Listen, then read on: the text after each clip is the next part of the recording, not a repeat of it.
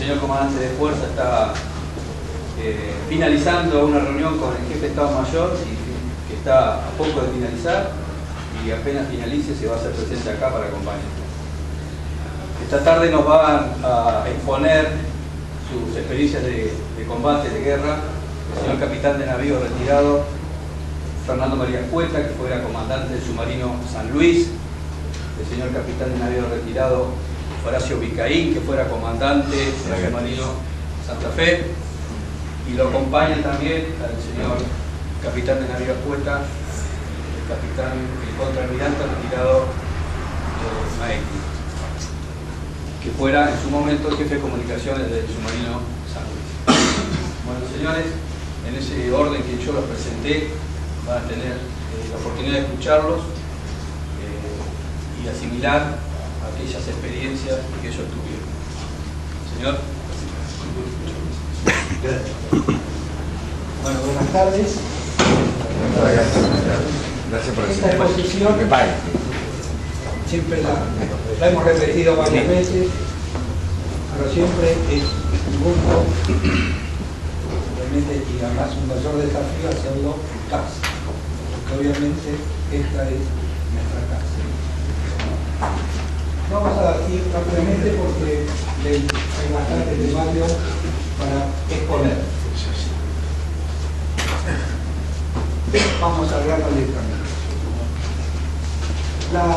El conflicto Malvinas, afortunadamente, nos enteramos por la radio con muchos otros ciudadanos y se inicia para nosotros 8 días después, de la toma de Malvinas, periodo en el cual estuvimos tratando de poner el buque realmente en condiciones de salvaje.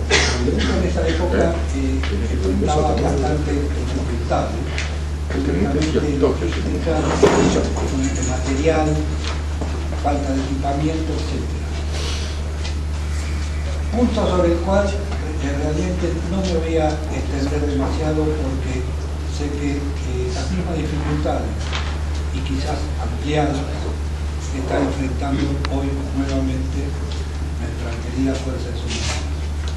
Siempre hemos sido un poquito los últimos botoncitos de la sotana y bueno, eso después obviamente tiene su costo. En esos 8 días, bueno, cuando se produce el conflicto y zarpamos, este es el porcentaje de veteranía de la dotación. Como ven, los oficiales, hay un 43% de azules oficiales sin experiencia en submarinos alta y en el personal un 57%. Perdón, me estoy equivocando. Este es total de la dotación, completo, oficiales y suboficiales. El resumen, sin experiencia el 43%, con experiencia el 57%. En el caso de los oficiales, lamentablemente, esa proporción era más desfavorable. Éramos 57% los oficiales que no teníamos experiencia previa en el submarino salvo, entre los cuales encontrábamos. Pudimos hasta este periodo, digamos, desde el inicio del año naval, habíamos podido completar 8 días de adiestramiento individual, solo 8 días, durante los cuales 5 horas de adiestramiento en guerra electrónica, 12 horas de adiestramiento de práctica de ataques submarinos sobre la corbeta y ninguna hora sobre, por supuesto, no hemos tenido posibilidad de hacer un ejercicio submarino contra submarino. Como ustedes ven, evidentemente podríamos decir que el avistamiento del buque en el momento que nos sorprendió el conflicto era particularmente bajo. Dotación nueva y mínima de atención. Creo que pudimos, adelantándome un poco, creo que pudimos superar un poco esa situación. Y ahí es algo que es bueno recalcarlo porque ese mismo concepto existe de validez hoy. ¿Por qué? Porque nuestra gente, todos nosotros, tenemos poco adiestramiento, pero una muy buena instrucción, cosa que hoy también sigue estando vigente. Una muy buena instrucción de base que nos permitió en muy poco tiempo, ahora vamos a ver el tiempo que estuvimos, en llegar a completar este adiestramiento que en el caso de otras marinas requiere meses y meses. Por favor. En esto, desde el día 3 de abril que recibimos la orden de zarpar hasta el 11 de abril, fundamentalmente se hicieron reparaciones, el buque presentaba bastantes problemas, reparaciones en el casco, la tubería y las válvulas principales. La principal limitación que presentaba la unidad era que no podía alcanzar su velocidad máxima de inmersión, que es de 22 nudos. ¿Por qué? Porque tenía el casco exterior completamente incrustado con dientes de ferro, con formación calcárea, que le generaban una resistencia al avance que no es como si fuese un automóvil, ¿no? Uno no puede poner la quinta velocidad si no ha alcanzado determinada velocidad previa. Submarino lo mismo, se podía conectar la quinta etapa de potencia si el buque no llegaba a los 14 nudos y no llegaba a los 14 nudos. Con lo cual eso fue una limitación muy grande.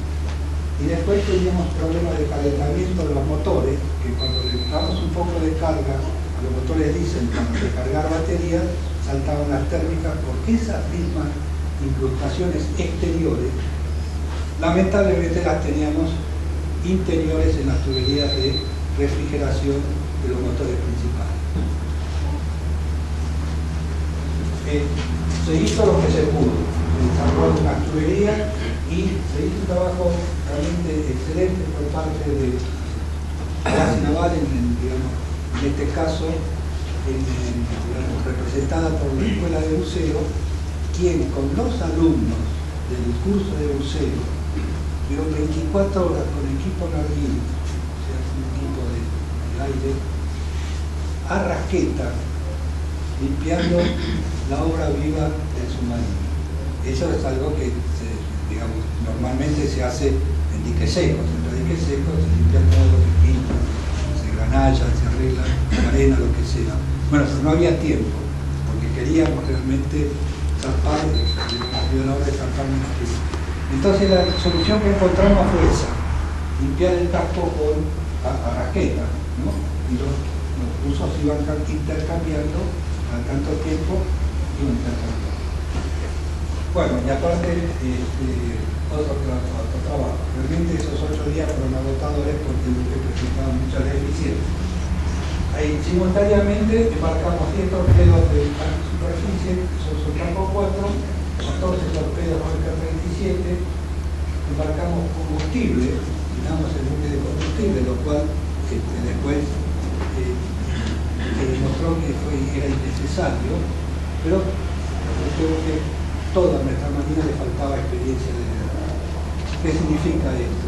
Que para el área de patrulla asignada de la Malvinas, que está relativamente cerca de la costa, no se justificaba embarcar sus combustibles sobrecarga.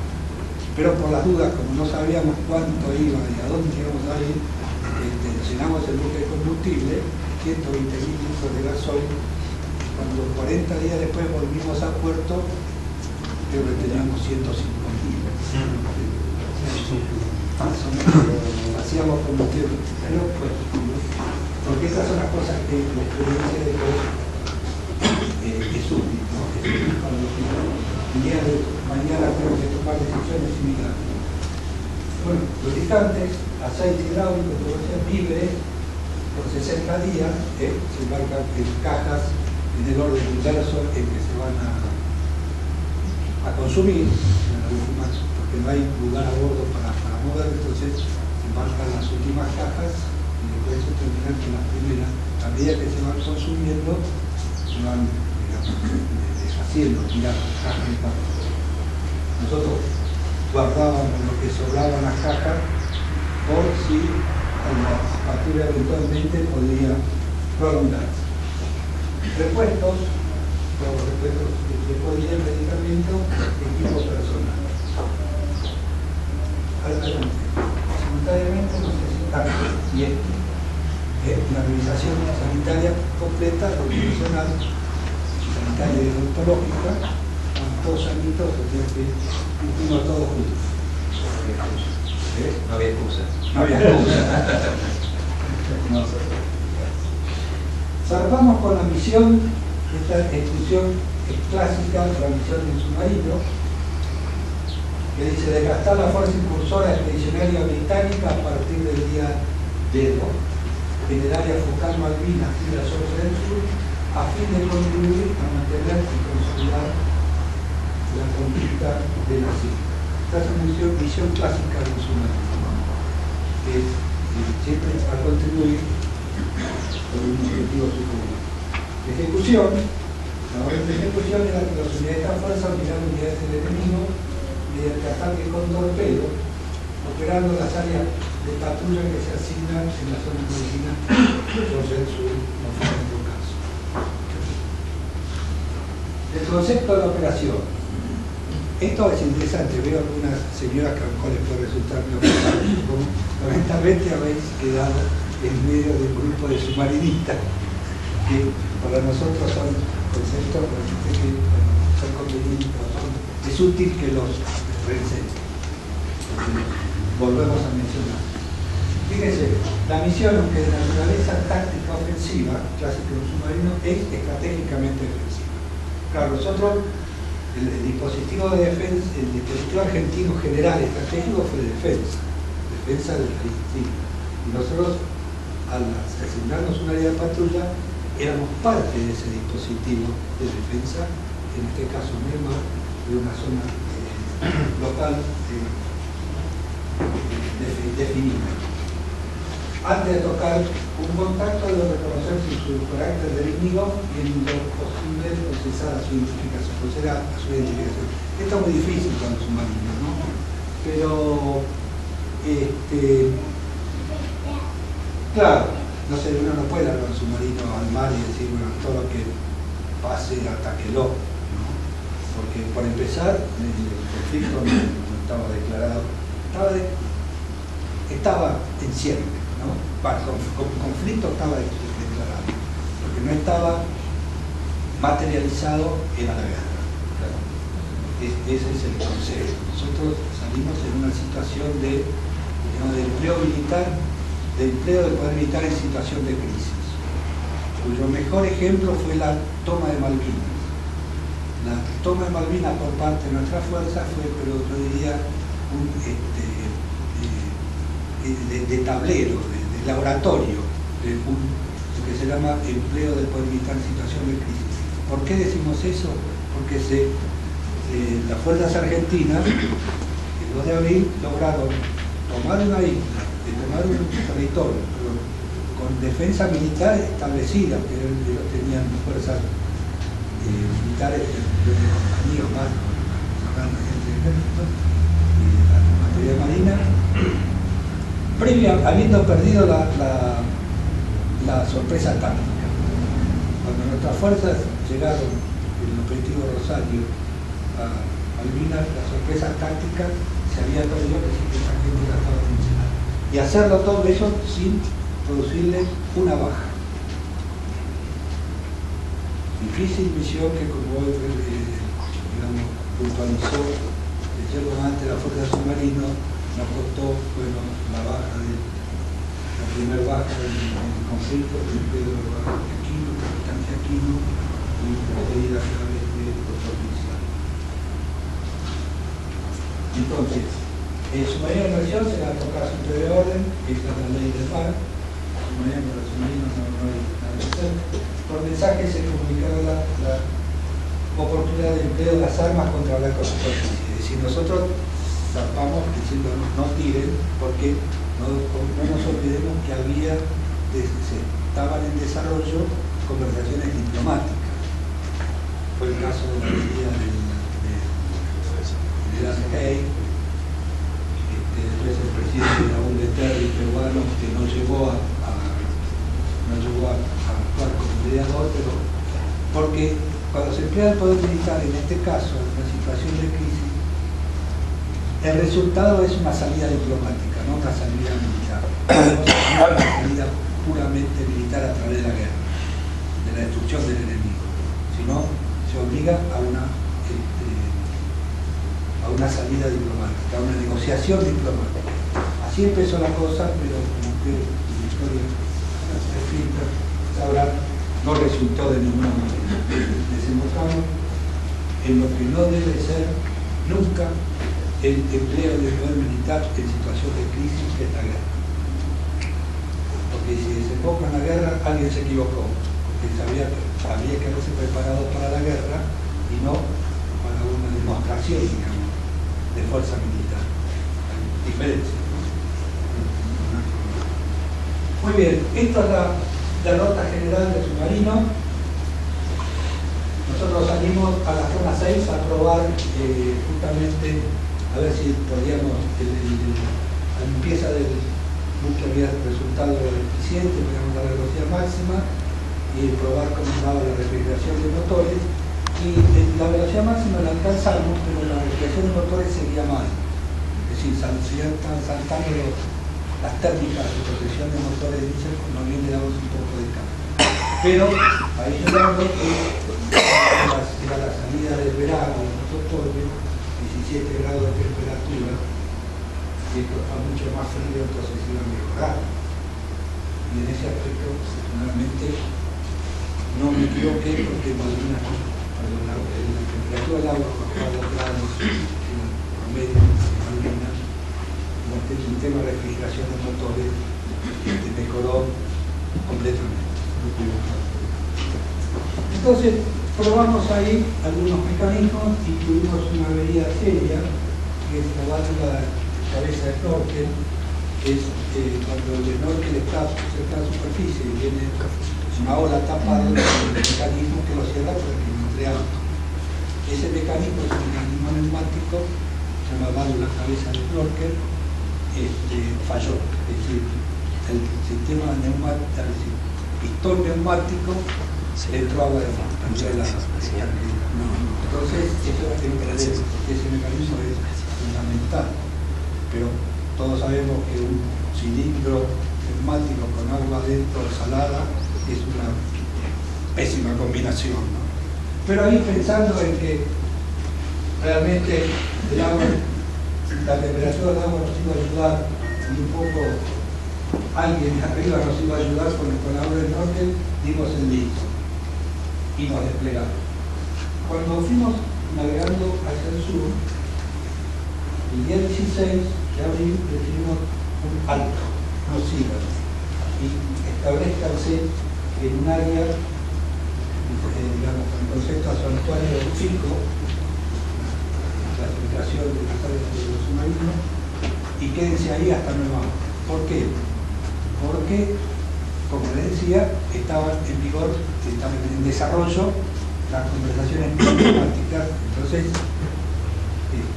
no había en ese momento, no podía hacer comunicación militar y ganar por debajo. Entonces, quédense, no ingresen en las otras instrucciones que ya habían designado los ingleses desde el principio.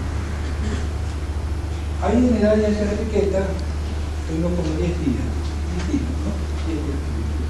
Y nos vino muy bien porque, primero, nos adentramos como las compañías tarde y noche en ataques, en roles de emergencia, control de avería, etcétera, etcétera, todos los roles que, digamos, roles operativos levantamos curvas que el umbral de gravitación, que afortunadamente no dio mal, porque no tenemos umbral de gravitación. Los humanistas saben lo que es umbral de gravitación. No teníamos buque que habitaba a cualquier velocidad, a cualquier profundidad. Y acá, lamentablemente, ahí sí tuvimos una avería digamos, muy importante, importantísima, fundamental, que fue el paro cardíaco total, diríamos, de la computadora principal de control tiro CM24, que era la computadora de control tiro, la que guiaba debía guiar los torpedos. Realmente fue un golpe fuerte eso, porque el buque en esas condiciones quedaba sumamente disminuido en su capacidad de ataque, de acuerdo con los procedimientos en general, como sabrán, solo se concebía sin computadora control tiro, lo que se llama ataque autodefensa, lanzar en defensa.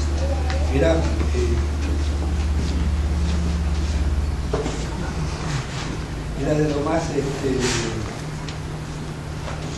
dramática, tener que ir a combatir con los ingleses sin esa herramienta. Afectaba muchísimo la probabilidad de impacto de los grupos. Bueno, ahí establecimos guardias de trabajo, ¿no? Los cabos de control tiro, el capitán Tacharri, Alessandrini, el jefe de armamento, todo lo que se podía, y el resto de los oficiales, con el señor pasaban a ser guardias por 6 por 6, porque estábamos realmente, bueno, teníamos que sacar la computadora con control. Trabajamos mucho y sin un resultado. Lamentablemente sin resultado. Así que bueno, ya informamos que estábamos sin computadora control tiro, pero ahí quedamos. Bueno, hay una cantidad también de situaciones que se ven en este periodo de estadías de 10 días, que fueron realmente, salvo el tema de las computadoras, que fueron útiles porque nos permitió ajustar el mecanismo interno de funcionamiento nuestro. ¿No? El día 26 a la noche recibimos el lamentable mensaje de la pérdida de hundimiento del submarino Santa Fe. Y ahí entonces, evidentemente, esa era la cara de la guerra. La guerra estaba definida. Y el 26 a la noche recibimos la orden de continuar el tránsito hasta el área de operaciones asignada, ¿no? Que es ese sector acá llamada área Marina. Bueno, empezamos la navegación, tuvimos que salir a superficie, nos aparecieron ruidos muy raros en la libre circulación. Al final se detectó que era un portaespía suelto y una pistola de sonar que algún grave había dejado abandonado y se les escapó a la inspección de nuestro del buque, estaba suelta cubierta dentro de la libre circulación. Golpeado y más, pero dentro del buque el sonar parecía que tiene martillado, ¿no? Bueno, lo reparamos por suerte, porque encontramos que nos bastaba enseguida, nos mandamos un martillo de nuevo, fue la única salida a la superficie, ¿no? Salimos en el crepúsculo, despertino, con la idea de poder ver con luz y si había que hacer una reparación, tener por lo menos una cobertura nocturna. Pero afortunadamente salió bien, entramos y fuimos. Y arribamos el día 29 al área de patrulla asignada. Un área que no era conocida, por supuesto, por nosotros. La carta que usábamos, la carta argentina, tenía poco sondaje, señal de que es una zona muy un sondaje. Uno, los que somos marinos sabemos que una carta que tiene muchos puntitos con los valores de profundidad es una carta que ha sido bien levantada, diríamos, bien soldada, bien inspeccionada. Cuando uno ve que tiene un puntito acá, un puntito allá, otro por otro lado, y grandes espacios vacíos de la carta, dice, bueno, obviamente acá no ha habido mucho trabajo de hidrografía. Entonces nos dedicamos el día el 29, a dar vuelta y sondar, reconociendo el fondo, que resultó ser de arena de grullo, un poco irregular, y así nos sorprende el 1 de mayo.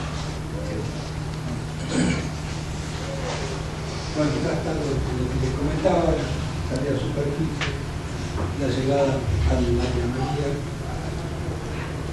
Bueno, ahí, como ven, se levantaron las restricciones del empleo de armas, ¿no? Claro,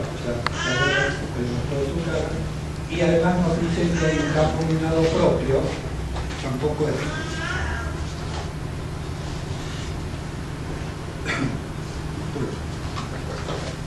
No, acá me apunta Alberto que hable más fuerte, no lo lamento, pero no tengo mucha voz, no la tuve nunca. ¿Escuchan bien en el fondo o no escuchan? ¿Por qué en todo caso no se acercan más y a la que tenga alguna dificultad para escuchar, acérquense más para no perder detalles? Lo lamento, pero nunca tuve mucha voz. Y con los años, para abajo. ¿Cómo? El 1 de mayo tenemos el primer contacto con el enemigo, muy puntual, a las 8 de la mañana empieza el par de caballeros, tenemos los primeros rumores hidrofónicos, pero al poco tiempo después, en poco tiempo, realmente estas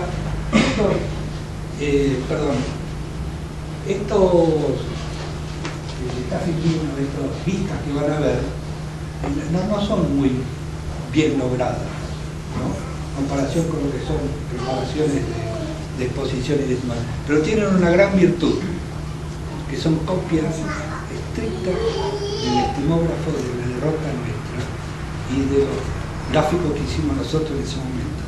O sea que si hay problema de dibujo, la culpa Ahí está mi letra.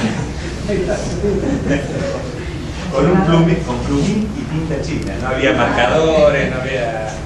El señor Almirante Magli era el jefe de ploteo por sonido, que realmente fue el equipo que más trabajó, porque realmente yo una sola vez puse periscopio, ¿por qué? Porque, bueno, mal era una cosa, y al lado de Palermo, ustedes saben que había mucha actividad electromagnética, radárica y demás enemiga, y el posibilidad de periscopio en esas condiciones era bastante comprometida. Pero yo tenía mucha confianza. Mi hermana se equivocó, Confianza mata al hombre. No. Inclusive después voy a comentarlo. Cuando no les hice caso me equivoqué. Bueno, esto es un poco lo que escribimos. Se llenó todo el sector norte entre los 360 de sonido. Sonido de sonares, enemigos, había de todo, para todos, 5, 6, 7, 8 y los ciclos de frecuencia, 10,5 la frecuencia de los sonares de helicópteros aeroembarcados, que calan los helicópteros. Y estos son distintos tipos. Y había rumores de rotor, de helicópteros que se transmitían muy bien porque no se comunicaban. Entonces nosotros iniciamos el movimiento y a las 10 de la mañana, cuando ploteo por sonido me dice que hay una BBM de 3 grados por minuto, eso, el submarino siempre tiene, para los que no saben, dificultades en poder determinar a qué distancia está el barco, porque no puede emitir, porque al emitir, o sea, radar, sonar, lo que sea, al emitir cualquier sensor activo se está delatando su presencia. Entonces los submarinos escuchan solamente, escuchan. Y entonces, hay otros valores que uno puede jugar para determinar, tener una idea de qué distancia está el blanco. En particular, el valor de relación de velocidad de marcación, BBM, que se llama de 3 grados, significa que el blanco está muy cerca. Ya tenemos un punto más o menos definido y ahí decidimos definir lanzamiento. Un torpedo Sol Taco 4. Con la idea también de corregir durante la trayectoria del torpedo la trayectoria, porque quedarnos sin computadora de control tiro, nos quedaba solamente lo que se llama el sistema de emergencia, que es a través de un volante poder modificar la dirección del torpedo, ¿no? Estos torpedos no son como los torpedos de corrida recta que se tiraban en salvo, que se tiran de a uno, porque si no se interfieren, como son acústicos, se interfieren entre ellos, ¿no? Por eso se lanzan de uno con un intervalo ya conocido. Y fortunadamente a los 6 minutos de corrida recibimos la señal de cable cortado. Torpedo, saben que se queda ligado con el buque a través de un pequeño cable con el cual se establece la comunicación entre la computadora de control giro y la computadora que lleva la cabeza al torpedo, ¿no? Cuando esa comunicación se interrumpe, ya sea porque el cable que era infinito se corta o porque se desincronizan los sistemas, en ambos casos es lo mismo, la señal de cable cortado ya no es recuperable. El torpedo ahí pasa un mecanismo de autoguía, pero el torpedo ya no puede ser más guiado. Entonces lanzamos eso. Y a partir de ese momento, no sé si nos han escuchado, no habrán escuchado los ingleses, pero parece como que se enojaron. Primero empezaron a tirar carga, un ruido bárbaro. Entonces nosotros empezamos una prudente y sana retirada, iniciando ya el proceso de evasión. Esto se completa así. Queremos alejarnos de lo que se llama el punto dado, que es la posición que uno puede suponer que el enemigo ha detectado sobre un lanzamiento. Entonces nos alejamos, y a las 12 del mediodía realmente el hostigamiento, no tenemos un hostigamiento encima nuestro, pero hemos tirado cargas de profundidad de poco nivel explosivo. Después vamos a ver qué dice el comandante Lavillan, un defensor inglés, lo hacía como efecto disuasivo, y realmente es disuasivo. Escuchan las explosiones, rumores de helicóptero, uno no sabe realmente si lo tienen o no lo tienen. A las 11:45, aparentemente, no recuerdo exactamente, ahí el oficial Recalde, lamentablemente falleció, estaba Serrano acá, sí. Serrano también estaba con él, le dan el parte de hélice de torpedo por la aleta de estribor. Bueno, hélice de torpedo, había helicópteros, entonces era posible que hubiera un torpedo antisubmarino en el agua. Bueno, evadimos, hacemos la maniobra clásica de evasión, que es el método muy fino, se llama battery y battery, pero en realidad es... ¿Usted estaba cuando dio el rubor de torpedo? Estaba desmayado en ese momento. Sí, también estaba. No, yo estaba atrás de Recalde. Atrás de Recalde. Sí, sí, pero me hizo escuchar ahí cantó él después. Lo sostenía Recalde para el casi era Recalde. El sistema decía battery by battery, suena paquete, pero en realidad castellano simple, poner la popa y rajados. Claro, es decir, es anteponer, contraoponer la batería del buque contra la batería del torpedo, con la idea de que si el torpedo, naturalmente tiene más velocidad, pero si en el periodo de corrida no llega a alcanzarlo, se le agote su batería. Bueno, a su vez tiramos falsos blancos. González. Claro. Ya González era el director de señales. Los ejercicios antes tardaba media hora en tirar una señal. No sé cómo así, había que esperarlo con si cerrar la puerta. Sí, había que esperarlo con el calendario. Ahí largó 3 señales En 10 segundos. Muy bien, realmente elogiable. Bueno, el contacto afortunadamente se perdió. Después yo hice una evaluación, estábamos muy apretados y me pareció que podía ser un buen método de evasión, y vamos a ver que después no fue tan equivocado, y decidí asentar en el fondo, con la idea de mimetizar el submarino en eco de fuego. Cosa que hicimos, yo me acuerdo. Ahí dice asentado en el fondo, un poquito más abajo. En el cuadradito que está a la derecha de la rosa. Asentado en el fondo. Ahí. O sea, a las 4 de la tarde, ya había pasado bastante tiempo, ¿no? Y nos seguían sacudiendo. Entonces, ahí asentados en el fondo, no teníamos, bueno, ahí no se podía sondar ni nada, la maniobra clásica en tiempo de paz, de verificar qué profundidad hay, disminuir velocidad y asentarse suavemente. Combinamos el fondo, 4 nudos, 5 nudos. Arrastró, no me acuerdo que salían de Limpió el casco. Limpió el casco, como loco. Terminamos el casco. Terminamos el casco. Se sentía que nos pusieron un ruido de granito, ¿cómo se llama? El pedregullo que estaba al lado y se paró. Porque el fondo no estaba donde queríamos Seguíamos bajando un poquito y el fondo nos agarró a nosotros.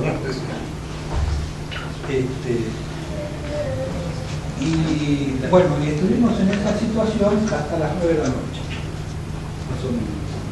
Terminó el cual la actividad enemiga empezó a disminuir, por eso decidí, cuando a una situación que no estamos en una posición muy cómoda porque estamos arrinconadas junto a la costa, yo decidí despegar del fondo y estar en un lugar más lejos. Bueno, el despegue del fondo fue lacrimógeno porque las bombas de chique no andaban bien, 40 minutos en sacar el agua, pero despegamos y después a las 6 de la mañana, ya con mucho menos presión, aparecieron los contactos y salimos al snorkel y desarrollamos el resultado del combate del día. El lanzamiento fue ya. Pasó rápido. No, fuera. No, ¿por qué se pasa esto? Cuidado con la foto que pasa. No. Como siempre, me equivoqué, señor.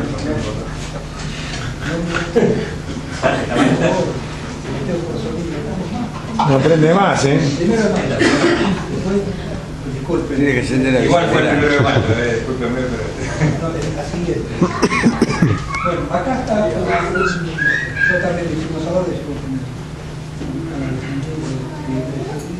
la indicación de que el lanzamiento fue bien efectuado, o sea que el barco estaba cómodamente dentro de los parámetros normales de adquisición del arma, y bueno, y algo en el largo no había funcionado, pero el lanzamiento fue bien hecho.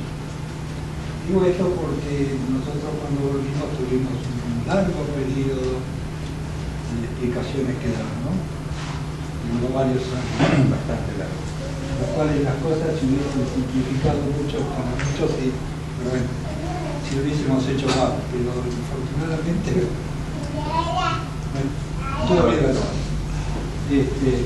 ¿Sigo?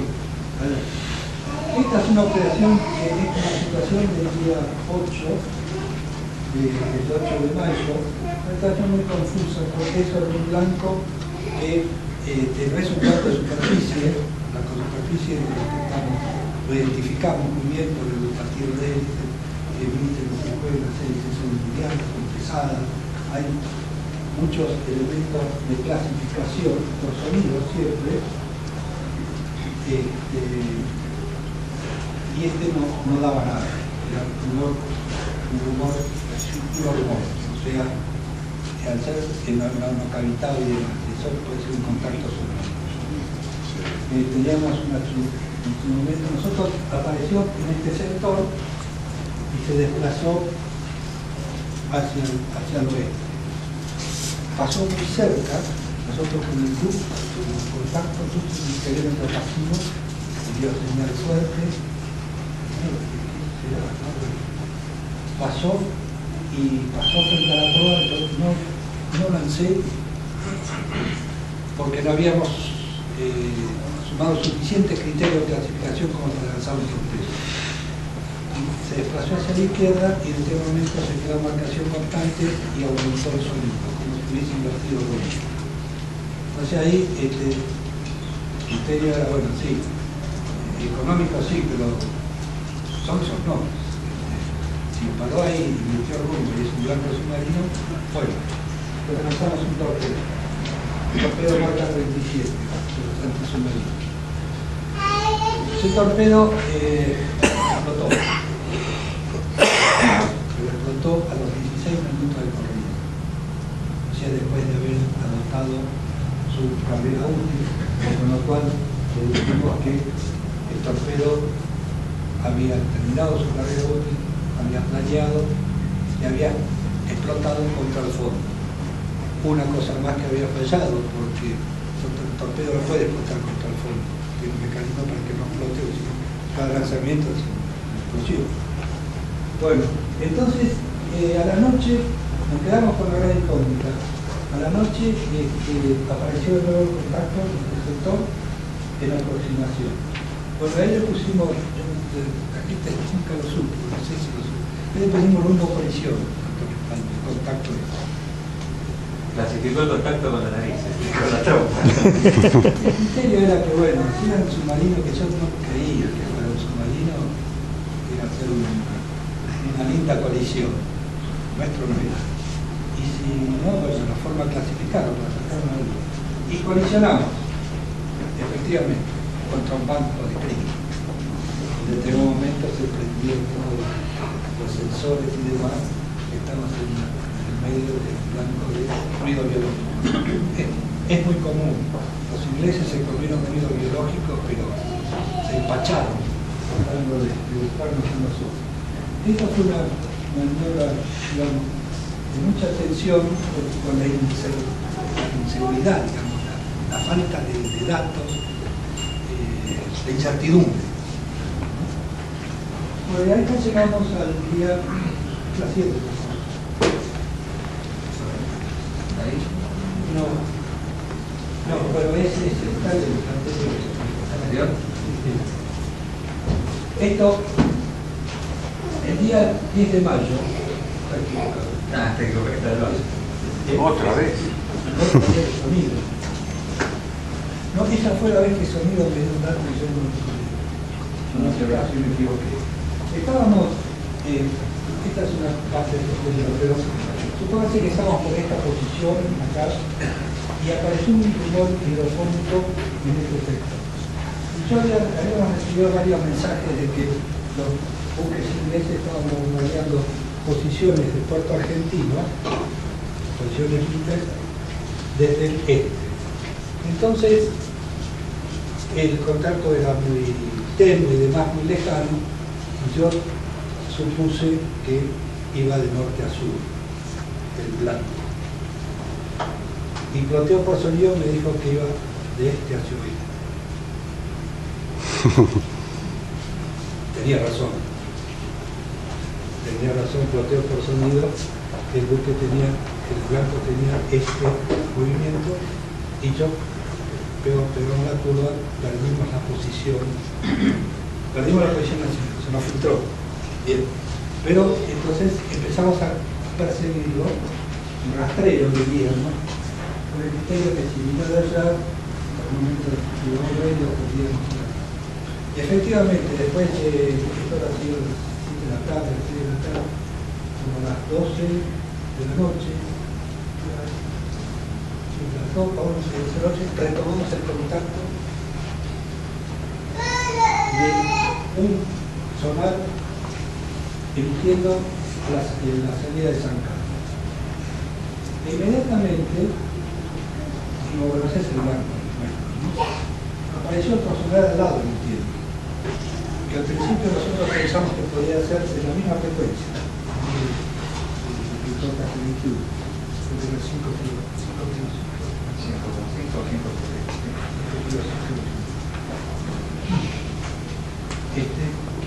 Que podría llegar a ser un rebote de la misma emisión, de dos contactos cerrados de misma frecuencia, de hacer el rebote en las rocas en la salida del TV. Bueno, pero seguimos nosotros avanzando y de pronto los dos ecos empezaron a decir que eran dos blancos en el. Bueno, maniobramos un poco para quedar en posición intermedia, para intentar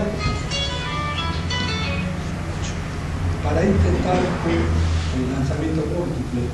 Eso se puede hacer con la computadora control tiro, pero sin la computadora control tiro era bastante incierto, ¿no? Bastante improbable que lo pudiésemos lograr, pero de todas formas teníamos dos torpedos preparados para ver si podíamos hacer un lanzamiento múltiple sobre los dos blancos.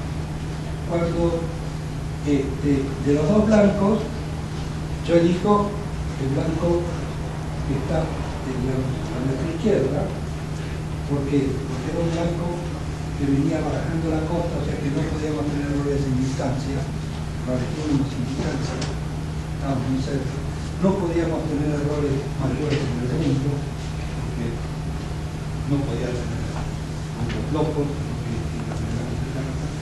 me pareció que estábamos muy correctos. A las 8.000 yardas, para evitar que la señal de cable cortado, apuntamos el submarino y paramos muerto. Y dimos un poco atrás para que el cable no sonriera, no sabíamos qué hacer. Apuntamos el submarino para definir los valores de angulación y demás, dimos para atrás, el primer lanzamiento, la orden fue a 8.000 yardas y el torpedo cerró fuego, no aceptó la orden.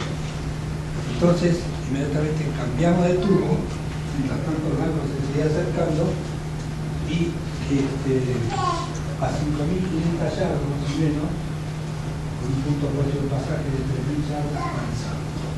Avanzamos en una posición realmente era casi de polígono, porque el blanco estaba contra la costa, la distancia mínima, conexión de información excelente, eran de polígono, con mínimos errores de entre blanco y demás, velocidad por 30 revoluciones, no podía tener un error de más o menos un 1,5, todo bien dentro de las capacidades del torpedo, ¿no? Como yo le digo, si hubiésemos estado en un submarino antiguo, hubiésemos lanzado 4 torpedos, 3 torpedos en Asia, porque entonces los errores se compensan con un as. Estos torpedos no se pueden lanzar en as, se lanzan de a uno, porque son acústicos y no lanzan as, se toman entre ellos. Lanzamos y a los 3 minutos aparece la señal de cable cortado. Realmente fue muy importante porque pensamos que lo teníamos y el torpedo, como ya había pasado a su programa de búsqueda interna, Snake, que se llama vigoreo, y podría haber llegado a atacar por sus propios medios, el auto guiado. Podría haber sido, pero no sé, porque como a los 6 minutos, escuchamos un impacto. Un impacto. Pero no impacto. Sin explosión. Sin explosión. Sin explosión. Que los sonaristas me dijeron suena más metálico. Pero no fue una explosión de torpedo. Eso fue a las 2 de la mañana, sentimos en la embarcación del blanco, un golpe. Si fue impacto torpedo, nunca lo sabremos, pero así fue en el metro. Entonces, vamos a ver la siguiente. Ahí se nos complica un poco. Porque usted, imagínense, este blanco venía adelantado, acá estaba la costa, el submarino había quedado en esta posición. Y en estas maniobras tácticas, como en la vida, nada muy regalado. Si uno opta por algo, tiene que entregar algo, ¿no? Entonces, ¿qué estamos diciendo? Que al poner el buque en esta posición, quedaba presentando el mayor blanco solar a este contacto, que venía atrás, un poco atrasado con respecto a él. O sea que yo tenía conciencia que estábamos prácticamente ofreciéndole el mejor blanco. Pero bueno, teníamos mucho interés en lograr al menos un hundimiento, lograr un impacto. En el interín, se había mandado inundar el otro tubo para reemplazar el torpedo que no había aceptado el lanzamiento. Y en eso estábamos cuando el sonar me dice hélice de torpedo por a través de tribuna, o sea, justo en la dirección del blanco, del otro blanco. Lo cual realmente en ese momento para mí fue una amenaza muy creíble, porque tenía la conciencia que estamos bueno. Entonces hicimos la maniobra de evasión, el anteflanco, falso blanco, etcétera, etcétera. Y cuando se rompió la inercia, el buque empezó a girar, y resulta que no había ese torpedo, no existía. Y lo que el sonar había detectado, había informado como torpedo, era el ruido de la inundación del tubo lanzatorpedo de el dragón que lentamente al tubo, produce ruido, sonar, lo escucho, muy parecido, pero bueno. Entonces, ya cuando terminamos la vuelta, terminamos de dar la vuelta al bate blanco. Con lo cual, se fueron. Esa fue la oportunidad en que yo informé que consideraba el sistema de armas no confiable y eso motivó que el Comando Superior de Altas Operaciones Sur considerara que y esto no acciones de ahora, vamos a ver, vista así parece, bueno, una cosa muy light, pero tuvo serias repercusiones a nivel internacional. Tuvieron serias repercusiones, porque el principal rol de la Armada Inglesa en la NATO era antisubmarino, en apoyo a los norteamericanos, cuyo esfuerzo antisubmarino no era contra los submarinos convencionales chicos de todos los países, sino contra los submarinos nucleares misilísticos. Entonces, para ello les fue un cimbronazo, y lo que más escribieron siempre fue la gente de la Marina norteamericana. ¿Por qué dice? Acá dice, bueno, en la guerra Malvinas los submarinos desplegados por Argentina tuvieron un enorme efecto sobre la radio. La guerra Malvinas, yo te los leo por lo que puedan no ver. Les tomó a los ingleses solo unas pocas semanas darse cuenta que tenían un problema en materia de capacidad antisubmarina. Como hemos visto, en la guerra Malvinas en 1982, la Royal Navy no cumplió con su tarea antisubmarina. Un solitario submarino argentino, dice el eléctrico de 209, se mantuvo seguro, bueno saber que estábamos seguros, seguro en el océano durante un mes, mientras los británicos gastaban más de 150 cargas de profundidad y torpedos contra falsos contactos. Las fuerzas submarinas británicas no pudieron impactar al submarino argentino y no pudieron prevenir los ataques contra buques de superficie que fallaron por los defectos que presentaron los torpedos disparados por el submarino argentino. debe comenzar el paso, pero Sanders dice, la Youth Daily, esto debe hacerlo mejor.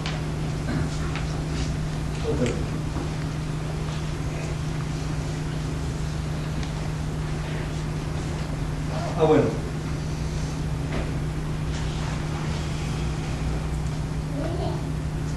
Esto, pero se los traduzco. Esto salió al Proceeding también de la Youth Daily. El submarino argentino San Luis estuvo en el mar, en el área de la Fuerza Británica, por 36 días, estimados 36 días. 4 o 6. ¿Eh? 4 o 6. 36 ganó. 30. Es lo que dicen ellos en el proceso. 36 en el área de patrulla, ¿no?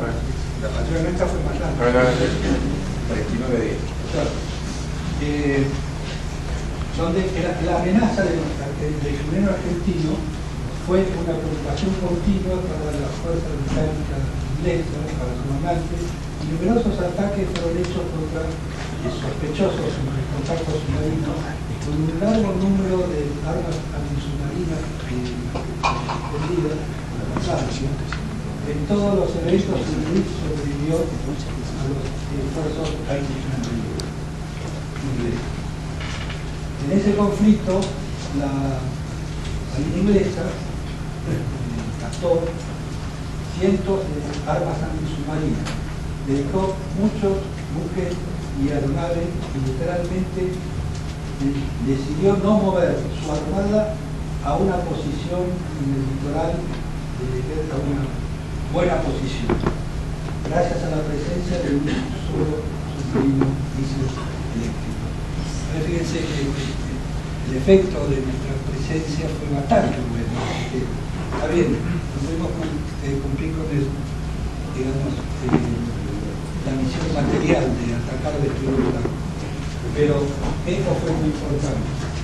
Eso no movieron más la flota con la simple presencia, la amenaza submarina. Señor, pero discúlpeme, usted es modesto porque es parte, ¿no? Yo también, pero el que lo hizo fue usted. La misión de una fuerza antisubmarina como la de la NATO es evitar que un submarino se ponga en posición de lanzamiento y lance un torpedo a la distancia efectiva de lanzamiento de un torpedo. El submarino San Luis estuvo 2 veces en distancia de lanzamiento contra una fuerza, una armada cuya misión era esa. Los torpedos después no pegaron, se podrá ver por qué no pegaron, hubo situaciones de averías y situaciones de fallas del torpedo por su propio diseño, porque habíamos comprado un arma que no estaba en condiciones perfectas para ir a la guerra y nosotros no habíamos tenido la capacidad en ese momento de ponerla. Pero lo que hay que rescatar de esta operación, que el señor comandante la cuenta tan sencillo y es tan compleja, es que un submarino diésel de limitadas capacidades se puso en 2 oportunidades en posición de lanzamiento contra la fuerza antisubmarina más poderosa del mundo en ese momento.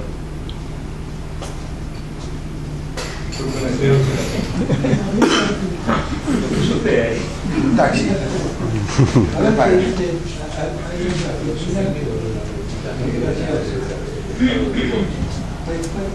¿Sigo?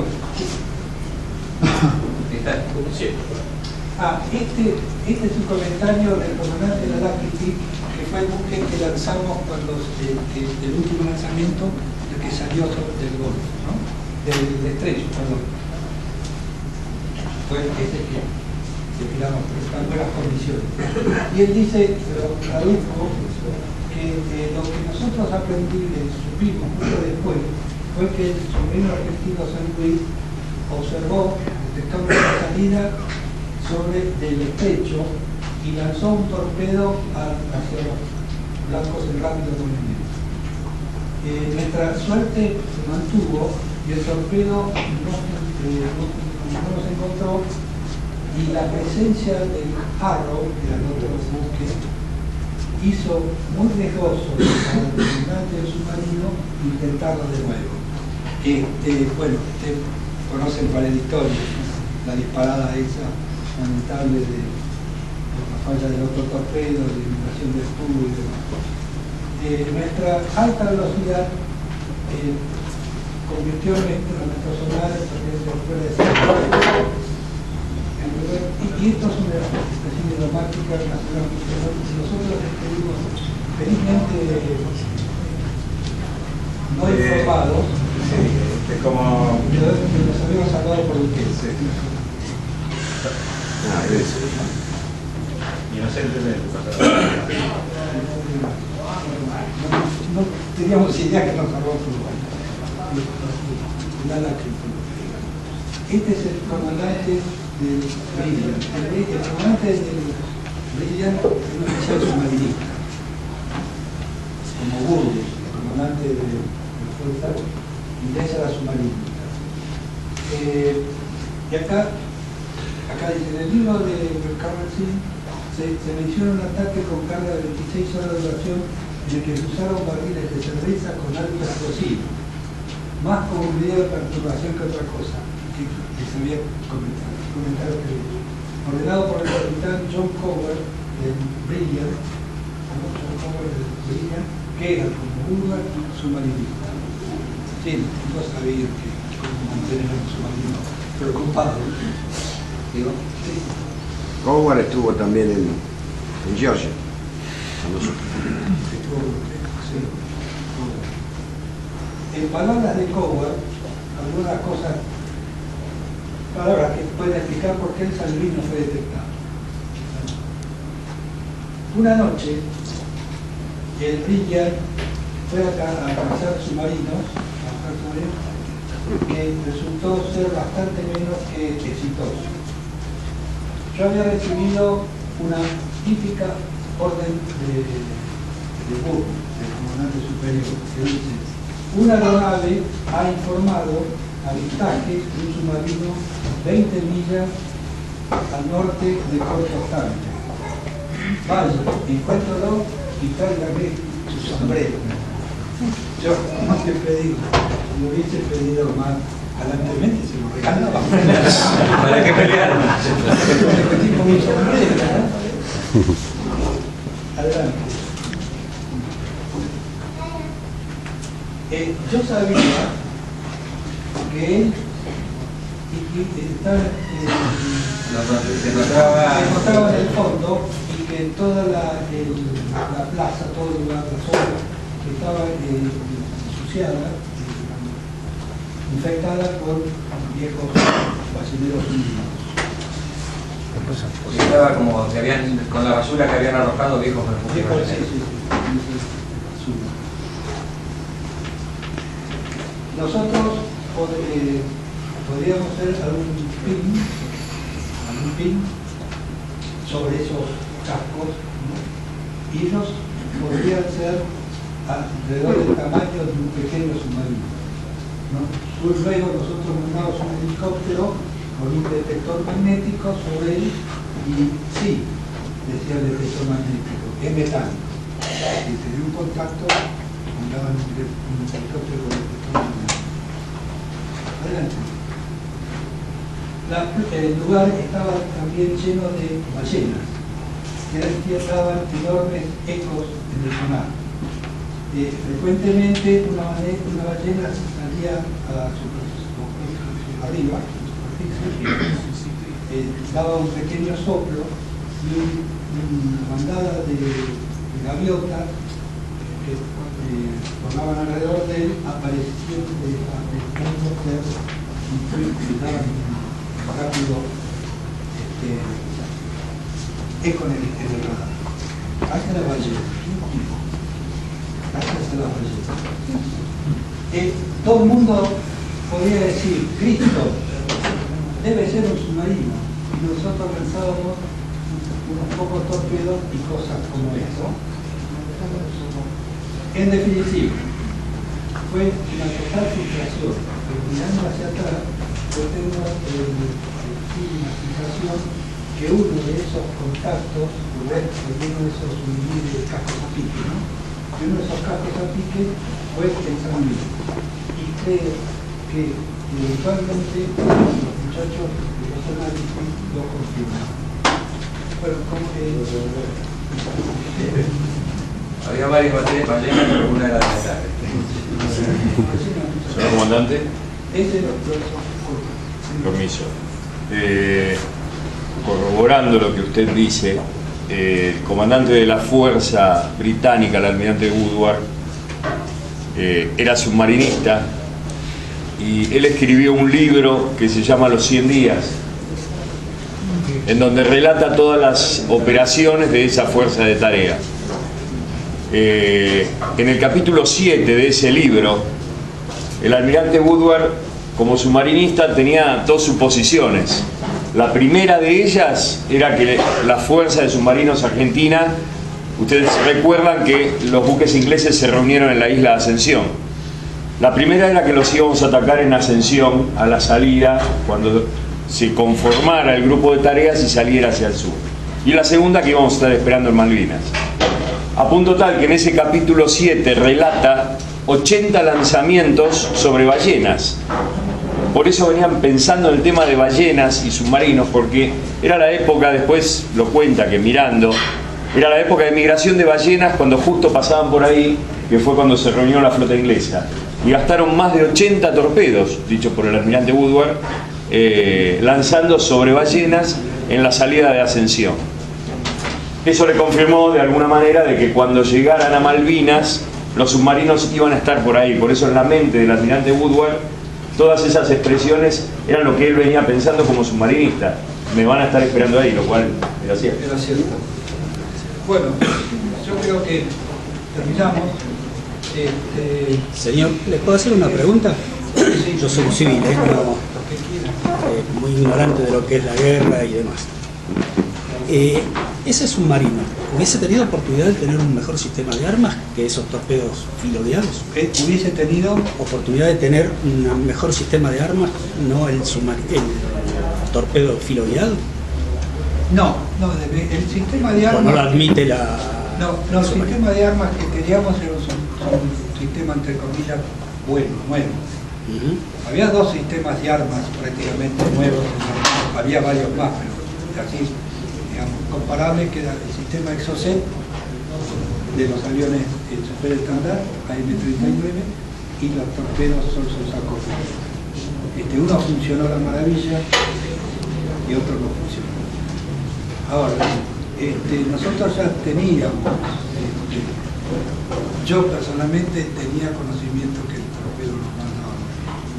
¿Por qué? No porque fuera evidente, sino porque había tenido la oportunidad de estar en la escuela de submarinos 2 años antes, a preguntar resultados de lanzamiento para la materia táctica que tuvo que sufrir y el señor almirante Martín también, como alumno, y ahí los resultados de los lanzamientos eran calamitosos. Diría que había una probabilidad cercana a 1 de fracaso. Los pocos lanzamientos que se habían hecho. Ya que el sistema de armas no andaba, no era bueno. Tengo entendido que cuando se recibieron los torpedos Sol Taco 4,